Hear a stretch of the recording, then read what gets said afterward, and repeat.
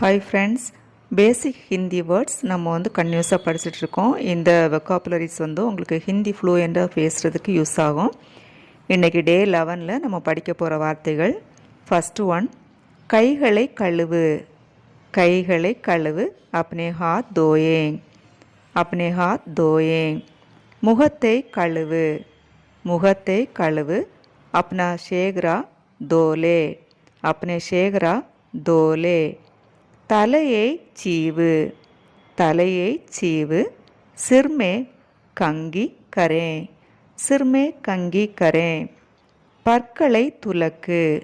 பற்களை துலக்கு, தாந்த் சாப் கர்னா. தாந்த் சாப் கர்னா. உடையை மாற்று.